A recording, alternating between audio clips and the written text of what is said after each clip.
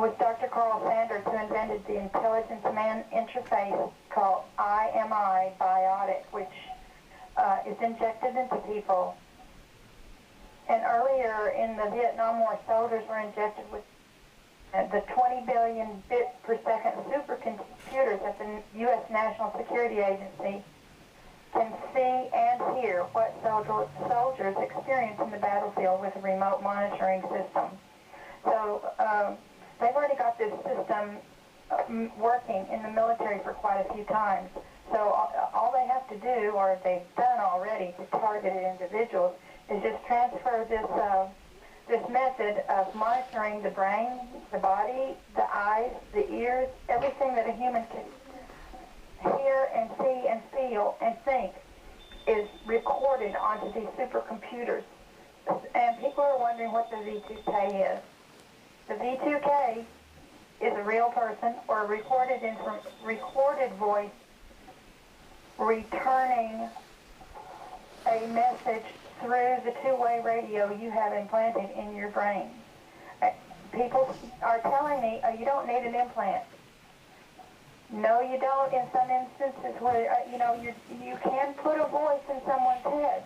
But when you're monitoring hundreds of thousands of people, millions of people, 4 billion people on this planet are going to be implanted with this technology to be controlled and surveilled, it needs a computer and it needs microchips. Ronnie Kildee, she was the former chief medical officer of Finland, and she published her article on December 6, 2000, so she knows what she's talking about. She says a 5 micromillimeter microchip, which is the diameter of a strand of hair, is 5 micromillimeters. It's placed into the optical nerve of the eye, and it draws neural impulses from the brain that embodies the experiences, smells, sights, and voice of the implanted person. And once these are transferred and stored into a computer, the neural impulses can be projected back to the person's brain via microchip, including voices from yourself or someone else.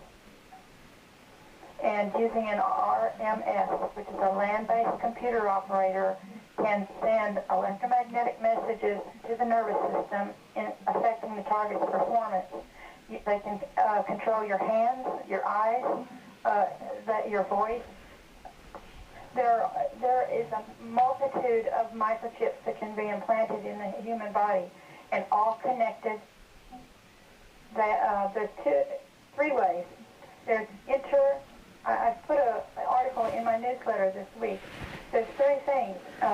Intra, where the microchips are in the body, and they're activated by a radio frequency. They talk to each other, and that's an inter-body. And when it talks to the main node, which is called gateway, which is also in your body, talks to the cell phone or the computer or the outside. But there's no end. Whenever they have you hooked up, there's no end to where that information goes.